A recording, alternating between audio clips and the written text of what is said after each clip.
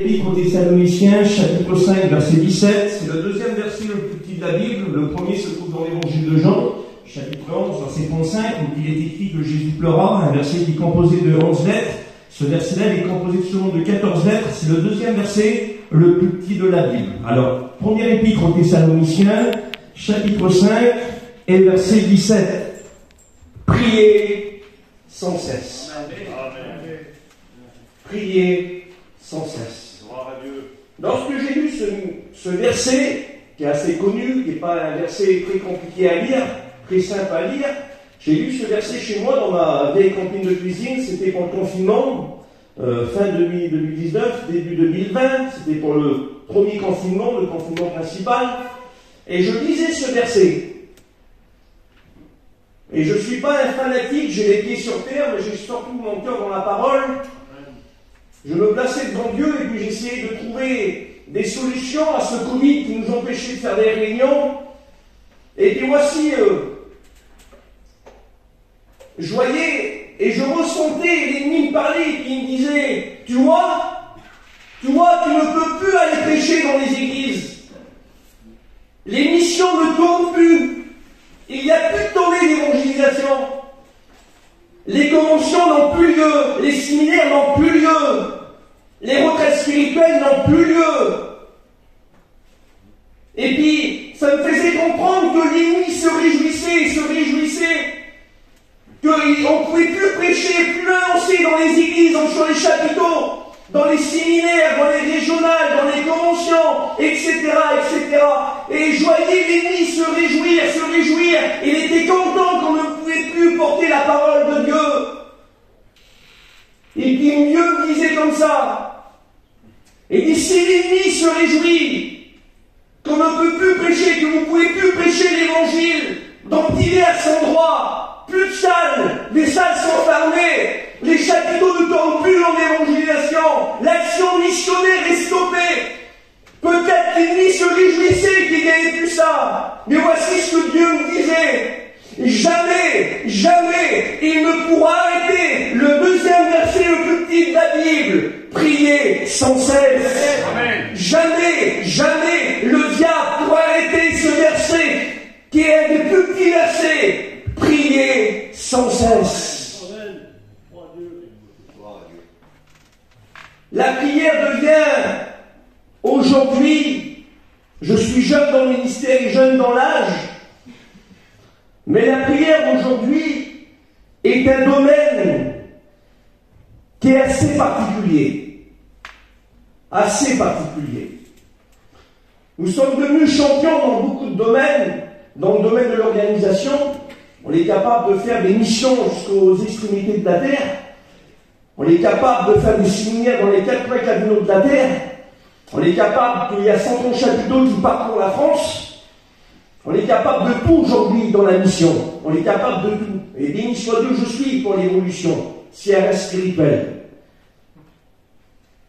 On est capable de faire des grandes choses. Nous sommes devenus champions dans le domaine des chants cantiques. Les plus beaux, les plus grands chanteurs, on les a dans notre mission.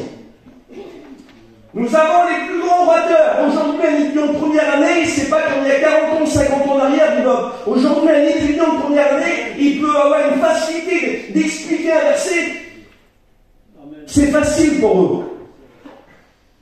Mais je pense, et pardonnez-moi si mes mots sont peut-être extrémistes, mais je pense que nous avons peut-être gagné beaucoup de titres dans les cantiques, les prédications, l'organisation, et béni soit Dieu, mais je pense que nous avons perdu un peu le titre de la prière. La prière devient difficile dans les églises.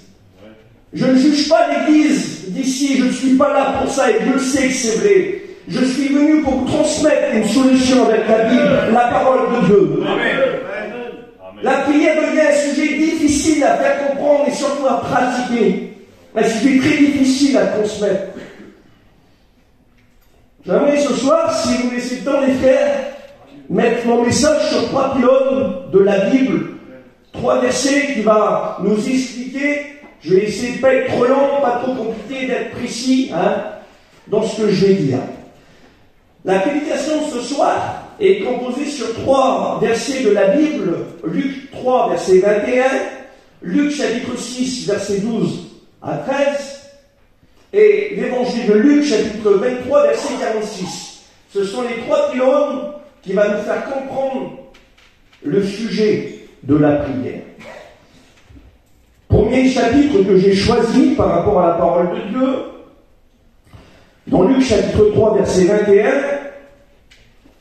c'est notre Seigneur Jésus lui-même, à son baptême, avant son ministère. Et voici ce qu'il est écrit. Il arrive à son baptême par immersion. Et voici ce qu'il est écrit. Pendant qu'il prie, le ciel s'ouvrit. Amen.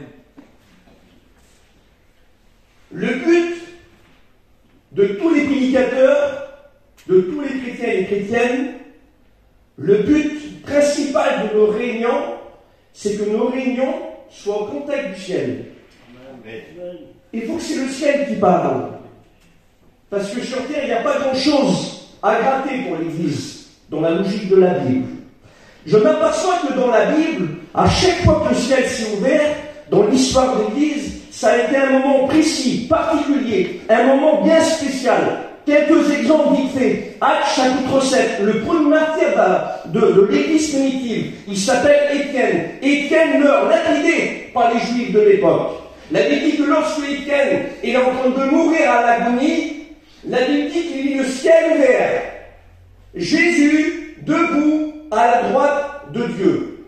Je dis ça entre parenthèses, je n'ai pas écrit mais j'ai sur mon cœur. Si tu as perdu un bien-aimé dans le Seigneur, Jésus est écrit qu'il s'est assis à la droite de Dieu. Mais lorsqu'un bien-aimé, il quitte la terre et il ferme les yeux ici-bas, lorsqu'il est rouvre au ciel, c'est Jésus debout qui l'attend. Amen. Et voici que Étienne il meurt, et c'est Jésus debout à la droite de Dieu qui l'accueille avec le ciel ouvert.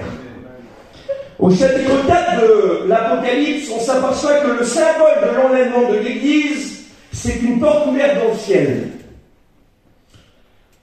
Au chapitre 19 de l'Apocalypse, on s'aperçoit que pour le retour en gloire qui va se produire 7 années après l'enlèvement de l'Église, lorsque Jésus va revenir avec nous, l'Église, sur la montagne des Oliviers, la Bible dit que le ciel va s'ouvrir. On s'aperçoit qu'au chapitre 11 et au verset 15 de l'Apocalypse, on s'aperçoit que lorsque le millénium, c'est un royaume millénaire qui va durer 1000 ans sur terre, lorsqu'il va être annoncé, la Bible dit que le ciel va s'ouvrir. Donc, en réalité, c'est que le ciel s'ouvre pour le premier martyr de l'Église primitive. Le ciel s'ouvre lorsqu'il y a l'annonciation de l'enlèvement de l'Église. Le ciel s'ouvre lorsque le retour en gloire va se produire. Le ciel s'ouvre lorsqu'il y aura l'annonciation du royaume millénaire sur terre. Ça veut dire quoi, pasteur? Ça veut dire que lorsque Jésus prie, pendant qu'il prie, le ciel s'ouvrit. C'est aussi important que le premier martyr de l'Église. C'est aussi important que l'enlèvement de l'Église. C'est aussi important que le retour en gloire. C'est aussi important que la doctrine du millénium. Lorsque Jésus prie, le ciel s'ouvre. Lorsque tu pries, le ciel s'ouvre. L'interrupteur du ciel, pardonnez-moi, je ne suis pas un gars compliqué. L'interrupteur du ciel, pardonnez-moi pour l'expression, ce n'est pas un conflit spécial, avec des mots spéciaux, avec une ambiance spéciale.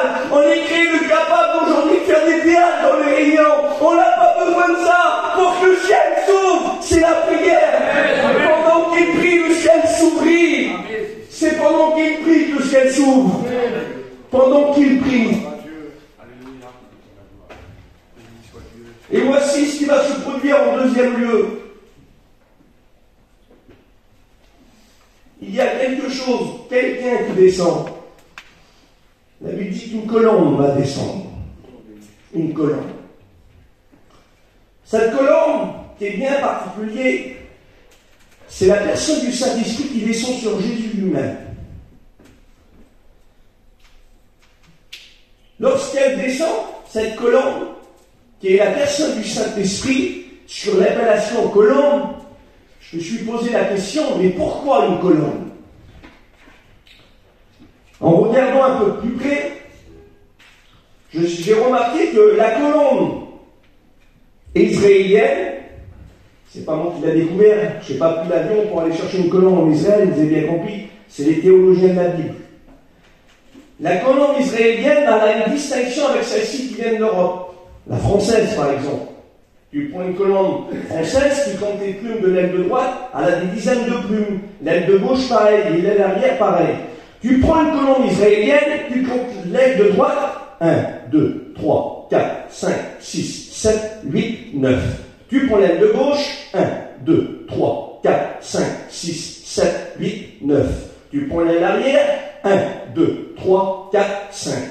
Mais pourquoi cette colombe est complètement différente des autres colombes qu'il y a dans les nations? Je m'aperçois que la personne du Saint-Esprit s'identifie à une colombe avec une aile de 9 plumes pour nous rappeler les 9 fruits de l'Esprit, écrit dans Galates chapitre 5, verset 22. L'aile de gauche nous fait comprendre que les 9 plumes de la colombe nous rappellent, dans 1 Corinthiens chapitre 12, les 9 dons donnés par le Saint-Esprit, composés par 3 compartiments, les dons vocaux, interprétation, diversité, prophétie, les dons de puissance, dons de la foi, dons de miracle, dons de guérison, des dons de discernement, discernement des esprits, parole de sagesse, parole de connaissance. 9 dons divisés en 3 compartiments donnés par le Saint-Esprit. C'est en l'Épître aux Corinthiens, chapitre 12. Et l'aile arrière, qui est une composition de 5 plumes, nous rappelle dans l'Épître aux Éphésiens, chapitre 4, du verset 11 jusqu'au verset 12, l'établissement des 5 ministères, apôtres, prophètes, évangélistes, docteurs, pasteurs. Les frères, j'ai carte blanche ce soir, je ne veux pas être maladroit, mais j'aimerais parler à l'église avec mon cœur. Amen. Les ministères de Éphésiens chapitre 4, verset 11, au nombre de 5, apôtres, prophètes, évangélistes, docteurs, pasteurs. Qui c'est qui est futur étudiant ce soir? Levez la main. Il n'y a pas de futur étudiant? Il n'y a pas d'étudiant non plus. Bien. Par contre, il y a des pasteurs comme moi, je suis pasteur. Et si peut-être dans l'avenir, il y avait un futur étudiant qui va se lever, que Dieu te bénisse. Mais j'aimerais t'expliquer ça. Et il y en a trop aujourd'hui, et en particulier les jeunes. Ouais, mais c'est toujours les jeunes qui prennent. Il n'y a pas que les jeunes, les frères, il y a aussi, malheureusement, des anciens qui ne font plus la différence entre un ministère biblique et un ministère créé par soi-même. Un ministère qui n'a pas un bon de commande pour le fabriquer. Et il y en a trop qui veulent produire des ministères parce qu'ils connaissent 3 versets de la Bible, c'est reçu des ministères d'enseignement. Parce que lorsqu'ils pêchent, il y a 3 mains qui se lèvent, ce sont des évangélistes. Lorsqu'ils ont discerné quelque chose de mauvais, ça y est, c'est des prophètes.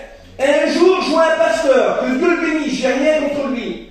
Je vois, et dit, il y a un tel, et dit, ce matin, je vais au magasin, je vois une personne possédée, qui j'ai discerné. Ça arrive, on est pasteur. Ben, j'y sais bien que Dieu le bénisse. Une journée ou deux, je le revois. Il dit, Steve, j'ai chiné ce matin, et j'ai tombé sur un possédé. Ça fait beaucoup dans 2 jours, 2 ou 3 jours. Et quelques jours se passent. Et il dit, Steve, en chinant ce matin, j'y recommence. Et il dit, j'ai tombé sur une personne possédée. J'ai dit, écoute, Adèle, ce que tu me dis là, c'est bien. Et il dit, j'utilise à discerner. Il dit, oui, bien sûr. J'utilise à chasser. Et il dit, non. J'ai dit, tu crois véritablement que Dieu t'avait fait discerner ses esprits pour pas que tu les chasses et pour pas qu'il y ait une victoire? Il dit, je ne sais pas. Je dis, non, mon frère. Comme Dieu révèle quelque chose, il y a une porte d'échappatoire et c'est Dieu qui a la victoire. Et il y en a trop qui veulent se faire des ministères spéciaux. Pardonnez-moi pour l'expression, mais la déontologie, ça n'existe pas, ça ne fait pas partie des doctrines bibliques. Nous, lorsque Dieu nous révèle quelque chose, qui nous fait discerner quelque chose, nous chassons la chose et nous avons la victoire au nom de Jésus. Un ministère ne se crée pas, un ministère ne se fabrique pas. Écoutez, la colombe, lorsqu'elle descend, elle n'est pas dans une cage à moineaux. La colombe, elle descend du ciel. Les ministères descendent du ciel. Qui ne le fabrique pas, qui ne le crée pas, qui ne le commande pas. Un ministère se crée pas, se fabrique pas. Un ministère vient du ciel. Un ministère descend du ciel.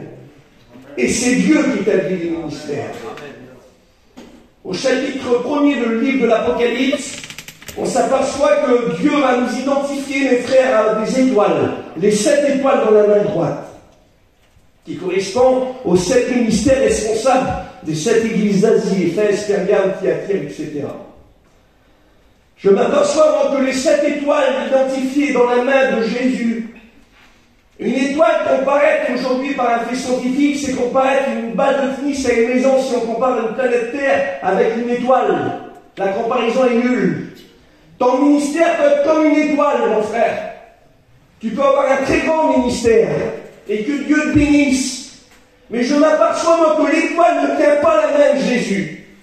Et il y en a trop qui veulent diriger leur ministère. Beaucoup de trop. Et il y en a trop qui veulent prendre les directives dans leur ministère. Beaucoup de trop. Je ne veux pas être maladroit. Mais il y a des ministères, parce qu'il n'y a pas plusieurs centaines de personnes, ils ne veulent pas prêcher l'évangile. Ils veulent les grandes assemblées. Et que Dieu bénisse les grandes assemblées.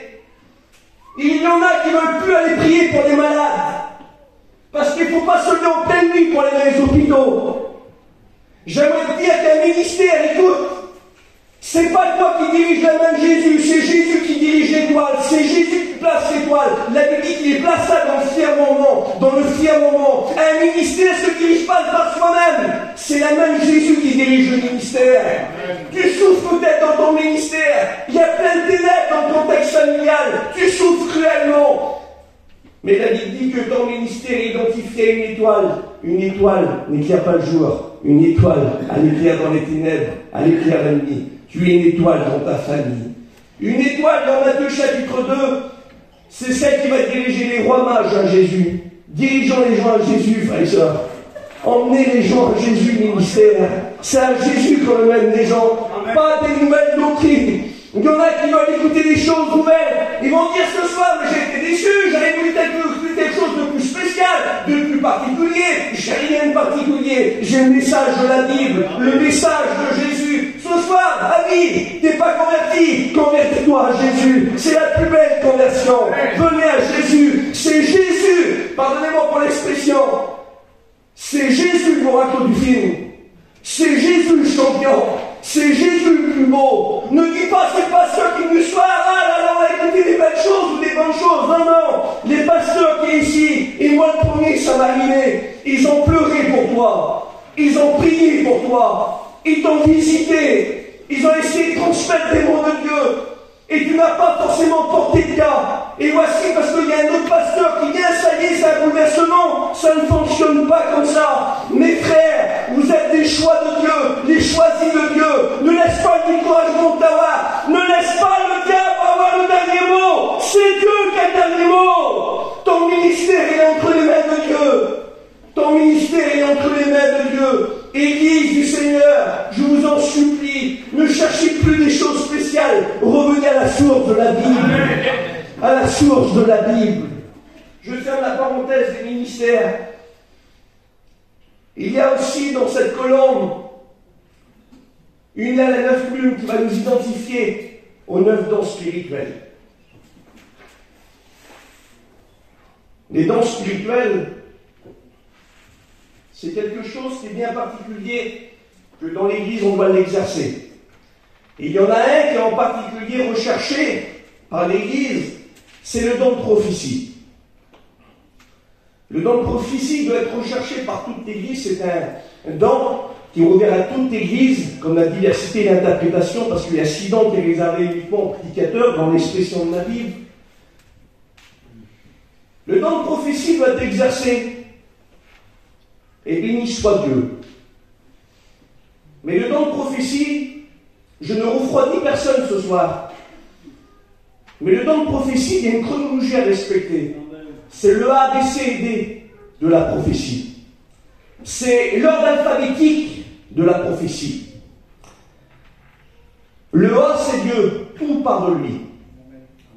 Donné par le Saint-Esprit. Le A. Le B, c'est la personne qui reçoit la prophétie. A, B, c'est bien. Il y a le C, c'est la personne qui a besoin, A, B, C, D, G, E, F, etc. Après, la prophétie peut concerner plusieurs personnes, mais il y a un ordre alphabétique. Et dans l'ordre alphabétique, il ne faut pas oublier le point de départ, le A, après le B, le C, et etc. Un jour, j'ai dit une sœur qui prophétise dans une église. La prophétie par elle-même, elle n'était pas négative, elle était positive. Et j'ai été voir cette sœur-là, et j'ai dit, ma sœur, t'as reçu le don de prophétie? Je ne le savais pas. Elle dit, non, je n'ai pas le don de prophétie. Elle dit, je l'avais dans le cœur de le dire. Vous croyez que le don de prophétie fonctionne par un sentiment? Vous croyez que le don de prophétie, parce que tu as vu quelqu'un faire quelque chose de mal, tu vas parler sur la chose que la personne a fait? La prophétie, c'est un discernement de cœur dans l'Église. C'est une révélation que les gens ont besoin d'avoir. La prophétie, c'est le Saint-Esprit lui-même qui va te révéler les choses que l'Église a besoin. Et je m'aperçois que dans la Bible, dans le contexte de la prophétie établie dans 1 Corinthiens 12 dans les dons spirituels, ça passe par 1 Corinthiens 13. Et ensuite 1 Corinthiens 14, bonheur, c'est bizarre. Établissement dans 1 Corinthiens 12 des dons spirituels au nombre de 9. 1 Corinthiens 14, explication des 9 dons spirituels. Mais je me suis posé la question, pourquoi pas que l'explication est au chapitre 13? 1 Corinthiens 12, établissement des dons. 1 Corinthiens 13, explication des dons. Non. 1 Corinthiens 12, des dons spirituels. 1 Corinthiens 13, c'est l'amour. 1 Corinthiens 14, c'est l'explication des dons. Alors écoute ce soir, je peux être maladroit. Mais les chapitres à l'origine n'existaient pas. C'est à partir de Robert Estienne, il y a quelques siècles en arrière, que les versets ont été établis. En général, la Bible, c'était un seul livre. Et Paul ne s'est pas trompé. 1 Corinthiens 13, le Saint-Esprit ne l'a pas mis à hasard au milieu d'1 Corinthiens 12 et 1 Corinthiens 14. Il ne l'a pas mis par hasard. Écoute, l'exercice des dons spirituels, la fonction des dons spirituels dans l'Église, produit à cause de la prière, ne sont pas une explication directement d'1 Corinthiens 14. Il y a un ciment, il y a un entre-deux. Entre 1 Corinthiens 12, établissement des dons, et 1 Corinthiens 14, explication des dons. La prophétie, elle est établie dans 1 Corinthiens 12. Dans 1 Corinthiens 14, elle explique le fonctionnement de la prophétie. Mais entre deux, il y a quelque chose qui va relier tout ça ensemble. C'est 1 Corinthiens chapitre 13. Si je n'ai pas d'amour, je ne suis rien. Je suis une cymbale qui retentit, de l'air qui résonne. J'avais la science de tous les mystères. Je parlerai comme un ange. Je donnerai mon corps à brûler. Mais si je n'ai pas d'amour, je ne suis rien. Écoute mon frère, écoute ma sœur. La prophétie n'est pas biblique si elle n'est pas rattachée à l'amour. T'aimes pas ton frère, prophétise pas. Ta prophétie n'est pas bonne.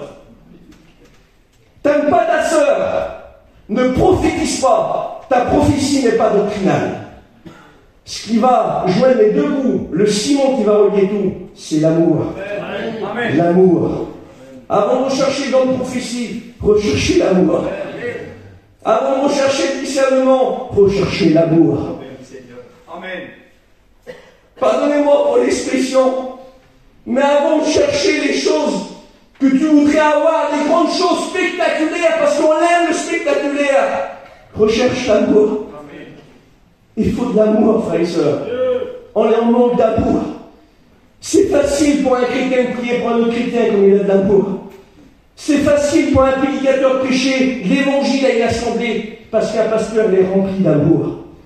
Avant de prophétiser, un tel, avant de dire des révélations, un tel, reviens à la base biblique, recherche l'amour. 1 Corinthiens 12 et 1 Corinthiens 14 ne fonctionnent pas sans 1 Corinthiens 13, l'amour. Amen.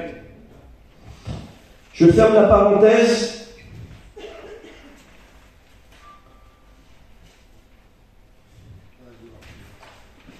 Je peux continuer un peu l'église? Oh Dieu. Merci.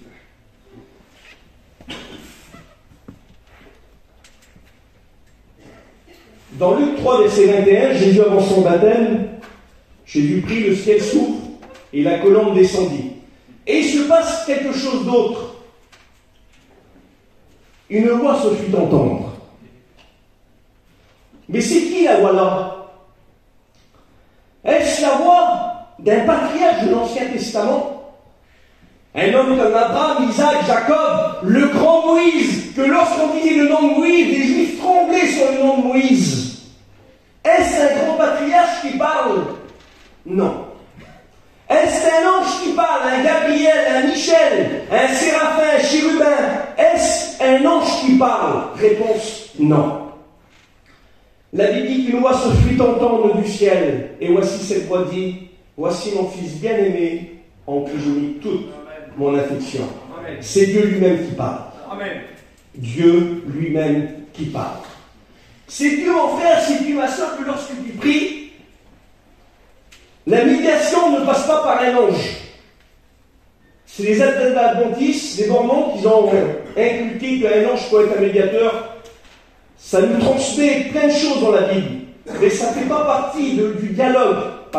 Malgré que dans le livre de l'Apocryphe, on s'aperçoit que les prières vont être concernées par des anges. Mais ce n'est pas un ange qu'on prie. Prier, pardonnez-moi, dans certaines religions, des noms d'hommes, et je ne veux pas être maladroit sans dire les noms, ce n'est pas biblique non plus.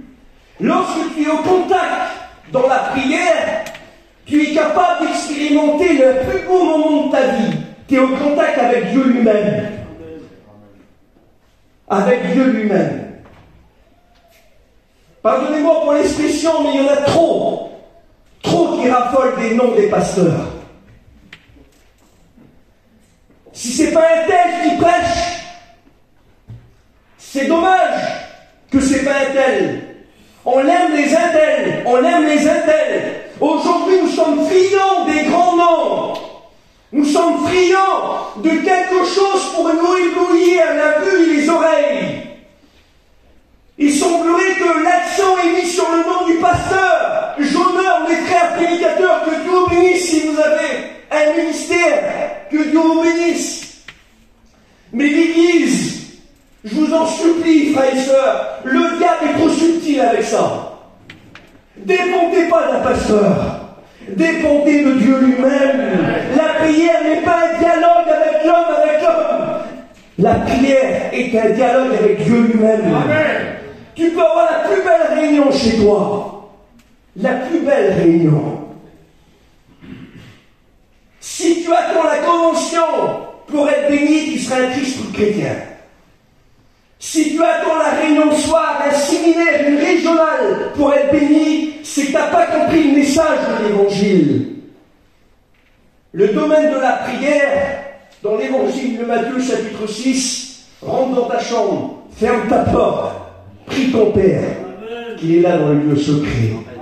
C'est la prière avec Dieu lui-même. C'est Dieu lui-même. Et les questions du Père dans Matthieu chapitre 6. Je suis issu d'une famille de 2 enfants. Il y a moi qui a 30 ans et j'ai mon frère qui a 40 ans. On est 2 frères. Pour ceux qui connaissent, c'est de la famille ce soir. Mon frère, il a un peu la langue embarrassée, il bègue. Et puis mon père, un peu moqueur. Comme mon frère dit un mot cabossé, il dit plus dire à la main, c'est pareil. C'est le père et le fils. Il a le droit de se moquer de lui un peu, c'est son fils. Et puis moi, le plus jeune, je viens, je demande la chose, qui est un peu mieux dit que mon frère qui a un peu la parole embarrassée. Et j'ai compris quelque chose. Que moi, qui est le plus jeune, qui parle un tout petit peu mieux que mon frère qui cabosse les mots, qui bègue un peu, j'ai compris que mon père ne fait pas de distinction entre moi et lui.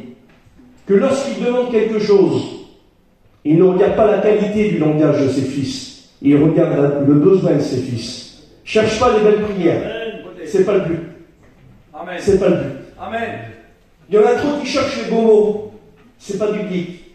Ce qui est biblique, c'est la prière du cœur. Amen. C'est la prière du cœur. Dieu est comme un père. Il ne regarde pas les différentes façons de prier. Dieu est un père qui répond à tous les besoins de ses enfants. Dieu va parler un jour à Jacob dans Genèse chapitre 28. Et Dieu va se révéler à l'homme de Dieu Jacob. Et puis Jacob va dire, je vais appeler ce lieu Bethel. Bethel qui veut dire en français, maison de Dieu.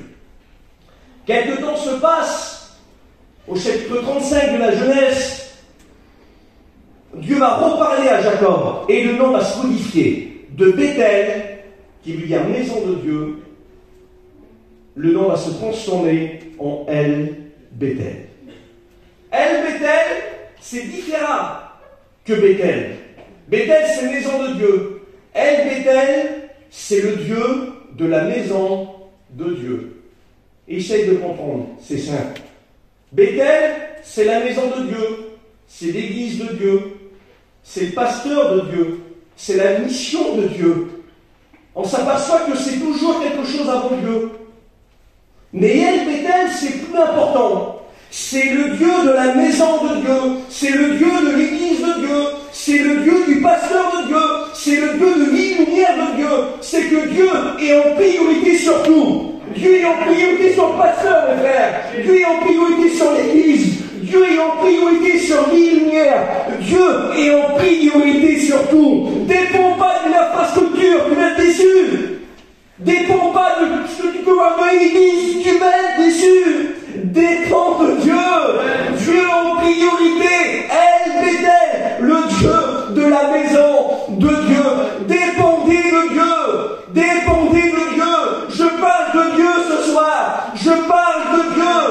Le Dieu qui habite au 3e ciel. Ce Dieu, écoute, tu peux être au contact avec lui.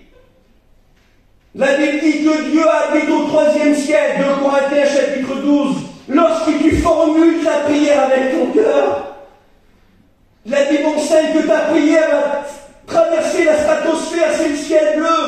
Elle va traverser la Voie lactée, la galaxie. Aujourd'hui, la NASA, avec toute la technologie, ne comprend pas 1% de l'univers. Même Elon Musk, avec toutes ses connaissances et ses finances, n'arrive pas à comprendre 1% de la Voie lactée. Mais ta prière à toi, elle traverse, ce sera le lieu, c'est la stratosphère. Elle va traverser la Voie lactée.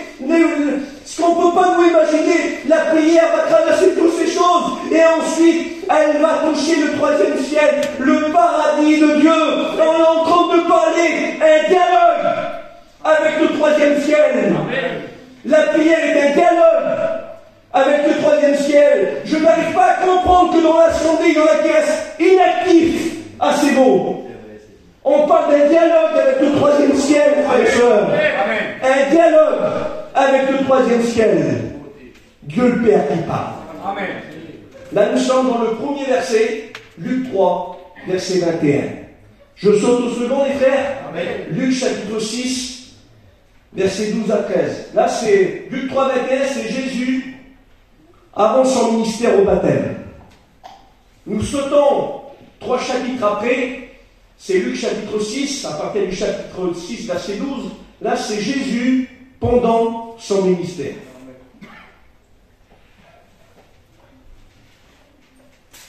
Et voici ce qui est écrit. Jésus se rendit sur la montagne et il passa toute la nuit à prier. Toute la nuit à prier.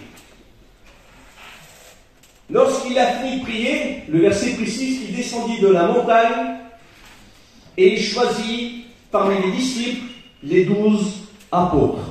Les 12 apôtres. Les nuits en Israël sont expliquées différents que nous. Nous, c'est 3h, 4h, 5h du matin. En Israël, c'était des veilles de 3 heures au nombre de 4, parce que l'Empire romain avait dicté ses lois, etc. Donc c'était, comme tu disais, dans la Bible, toute la nuit, comme Jésus est écrit qu'il pria toute la nuit, si tu commences à la première veille, une veille de 3 heures, il continue à la deuxième veille de 3 heures, il traverse la troisième veille de 3 heures, excusez-moi, je me sens un peu mal, j'ai mangé une soupe chinoise à Paris. Je suis là, j'en profite. Hein. Si on mange pas une soupe ici, c'est comme si on va en Israël et qu'on va pas à Jérusalem. On est obligé de passer par là. Il passe une quatrième veille de 3 heures. Donc 4 fois 3, c'est facile à calculer. 4 fois 3 veilles de 3 heures égale 12 heures. Jésus prit 12 heures. Après avoir prié 12 heures, il descendit de la montagne et il choisit les 12 apôtres. Il semblerait qu'il prit 1 heure pour chaque apôtre. 1 heure pour l'apôtre Pierre, pour l'apôtre Jacques, l'apôtre Jean. Il semblerait, c'est mon expression qui n'est pas doctrinale, mais c'est une bonne compréhension, je pense. Et ça me disait dans mon cœur, toi, ce verset-là est beaucoup plus riche que ce que tu penses. Parce que nous, mes frères et sœurs, nos prédications, on a besoin d'un peu d'intellectuels, on en a besoin, parce que dans toute l'écriture, ça nous parle de sagesse, de connaissance et d'instruction. Mais en priorité, nos prédications, elles ne sont pas basées sur un esprit humain. Nos prédications, elles sont basées sur le Saint-Esprit. Et le Saint-Esprit me révélait qu'il y a quelque chose de beaucoup plus profond de ce que tu penses. Alors, voulez-vous que j'explique ce verset en quelques mots? Amen. Pour qu'on comprenne tous ensemble. Lorsque Jésus, qui a toute la nuit choisi les 12 apôtres, il y a un fil conducteur. Alors, essayez de me suivre pour pas qu'on perde le fil ensemble. Jésus prit 12 heures. Il choisit les 12 apôtres. Les 12 apôtres restent 3 ans et demi avec Jésus. Au bout de 3 ans et demi, Jésus meurt. Il ressuscite 3 jours après. Au bout de 3 jours, il reste 40 jours avec les disciples. Je récapitule. Jésus prit 12 heures, choisit les 12 apôtres. Les 12 apôtres restent 3 ans et demi avec lui. Au bout de 3 ans et demi, Jésus meurt. 3 jours après, il ressuscite. Au bout de 3 jours de la résurrection, il reste 40 jours avec les disciples. Au bout de 40 jours, l'ascension se produit, acte 2. Ils s'en sont à la chambre haute. Le Saint-Esprit descend, il parle des nouvelles langues. Baptême du Saint-Esprit. Acte 2, 42. Pierre y prêche. Une prédication avec la prière et l'Esprit. 3000 conversions se produisent. Tu prêches sans prier. Il faut 3000 prédications pour sauver quelqu'un. Tu prêches en priant, il y a 3000 âmes qui se convertissent. Je fais un petit rappel. Jésus prit 12 heures. Il choisit les 12 apôtres. 3 ans et demi avec lui. Il meurt et il ressuscite. L'ascension, acte 1. Acte 2, baptême du Saint-Esprit. Acte 2, 42. 3000 âmes se convertissent. Acte 3, un paralytique est guéri. Acte 4, l'église de Jérusalem augmente de 5000 personnes. Acte 5, conversion de plus en plus. Acte 6, acte 7, ministère d'Étienne, court mais très puissant. Acte 8, conversion d'un homme qu'on appelle l'Éthiopien. Acte 9, conversion de Saul de Tarse. Acte 10, conversion de Corneille. Acte 11, fondation de l'église d'Antioche. Acte 12, Pierre est délivré de la prison après que l'église aura prié pour lui. Acte 13, les premiers missionnaires de l'église primitive, Paul et Barnabas. Acte 14, miracle à Lystre. Acte 15, il se passe des choses extraordinaires par les mains de l'apôtre Paul dans les pays envoisinant l'élection missionnaire. Acte 16, première conversion de l'église en Europe, Lydie. Acte 17, fondation des Thessaloniques. Acte 18, fondation de l'église de Corinthe. Acte 19, fondation de l'église d'Éphèse. Je récapitule. Jésus prit 12 heures, le fil conducteur, essayez de me suivre. Au bout de 12 heures, il choisit les 12 apôtres. Avec les 12 apôtres, il reste 3 ans et demi. Il meurt, il ressuscite. 40 jours après, ascension, acte 1.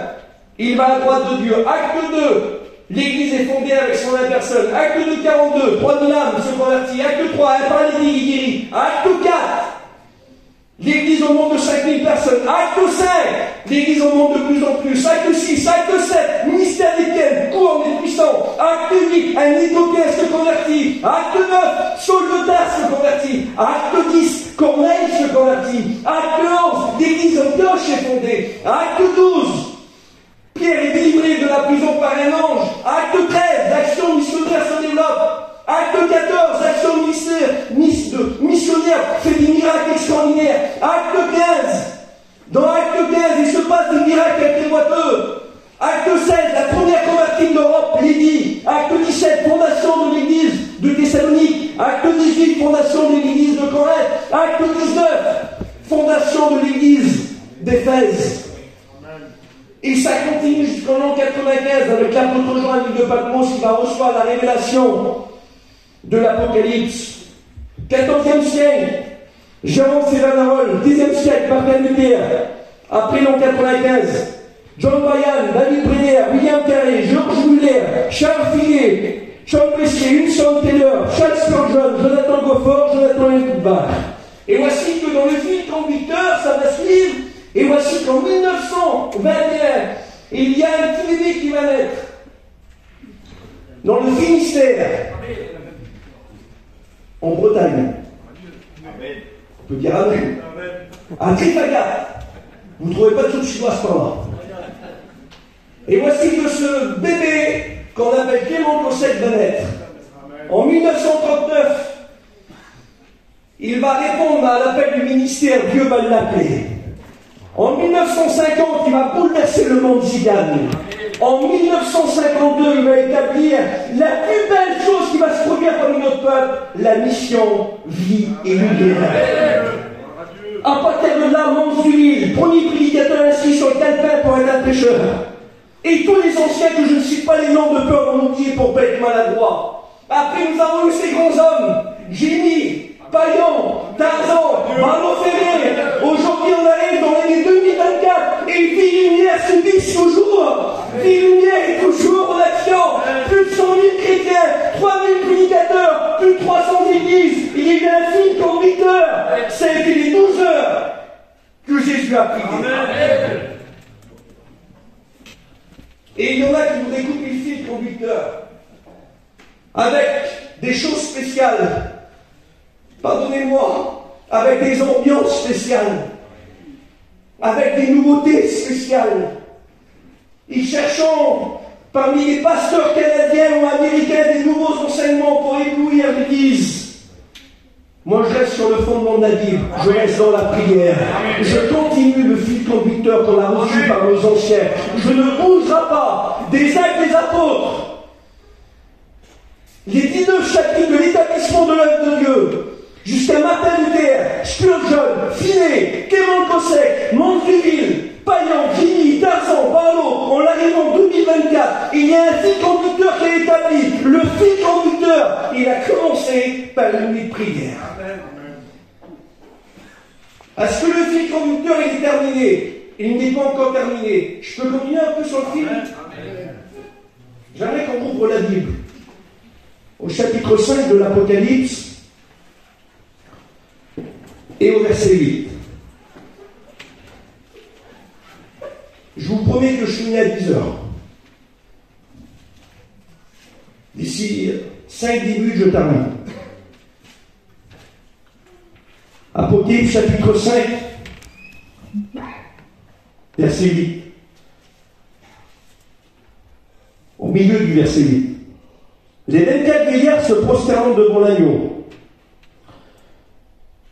tenant chacun une harpe et des coupes d'or remplies de parfums qui sont la prière des saints.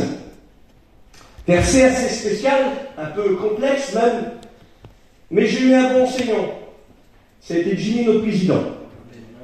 Et il nous a expliqué dans ce verset qui est bien particulier que les 24 vieillards, c'est une appellation de 2 fois 12. 12 pour les 12 apôtres et 12 pour les 12 tribus. Les 12 apôtres, c'est les 12 pagano-chrétiens, c'est la nation païenne qui va se convertir.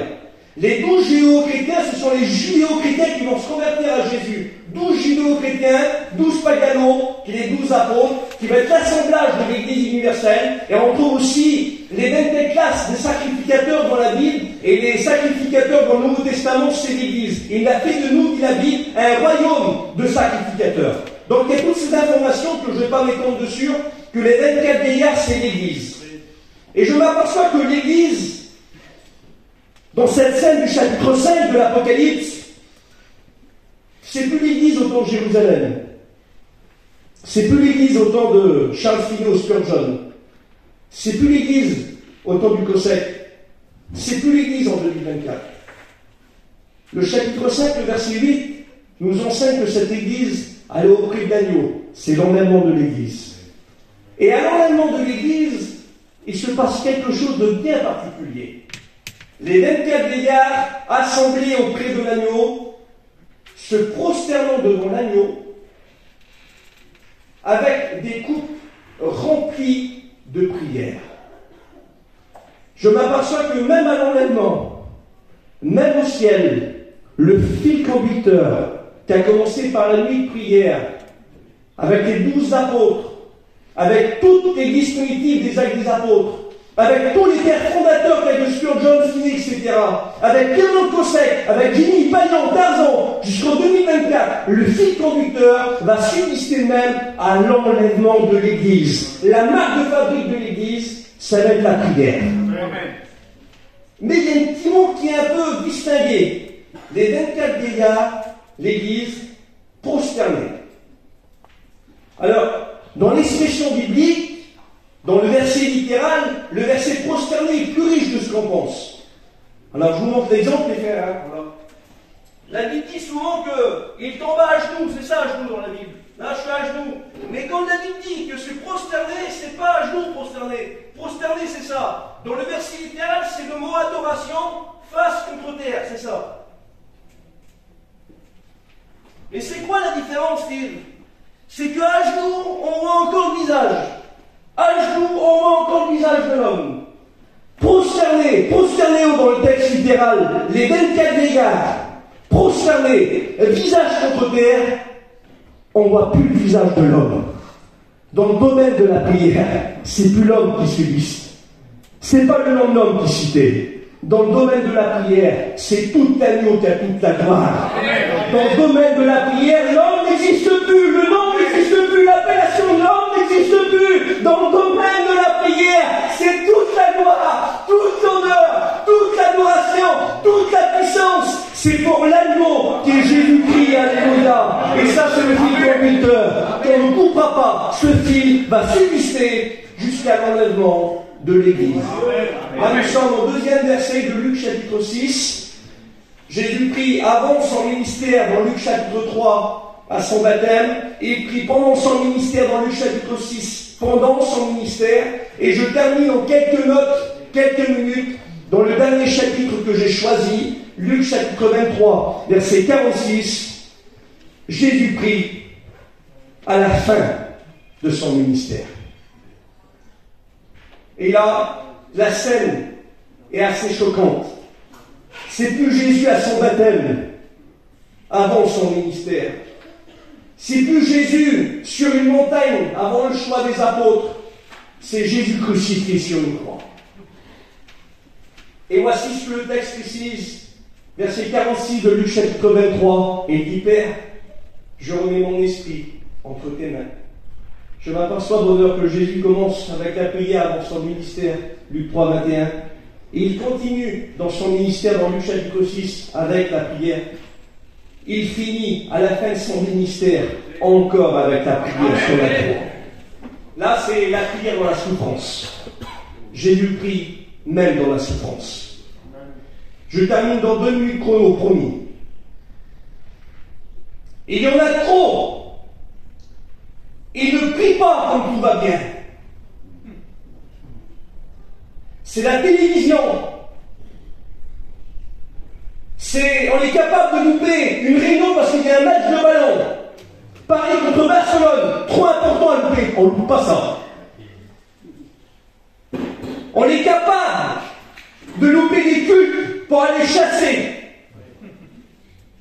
Je ne suis pas un extrémiste, je suis un pasteur qui prêche la Bible. On est contre ça, frères et sœurs. Amen. Gloire à Dieu. La facilité dans l'Église, on n'en veut plus. L'évangile facile n'existe pas. Gloire à Dieu. L'évangile à la giton, ça n'existe pas. Nous, on prêche l'évangile de Jésus-Christ. Amen. Et dans l'évangile de Jésus-Christ, c'est Jésus-Christ même à la croix. Et il y en a trop qui veulent être des Noé, mais pas de déluge. Il y en a qui vont être des Moïse, sans le désert. Ils voudraient être des Daniel, mais pas de faux oignons. Ils voudraient être des David, mais pas de Goliath. Ils voudraient être des Shadrach, des Meshach, des Abednego, mais pas de fournaise. Ils voudraient être des apôtres Paul, mais pas de souffrance. Ils voudraient être des apôtres Jean sans l'île de Patmos. Il y en a qui voudraient être des Jésus sans la croix. Ce qui a fait connaître Noé, c'est le déluge. Ce qui a fait connaître David, c'est Goliath. Ce qui a fait connaître Daniel, c'est la fausse oignon. Ce qui a fait connaître Shadrach, Meshach, Abednego, c'est la fournaise. Ce qui a fait connaître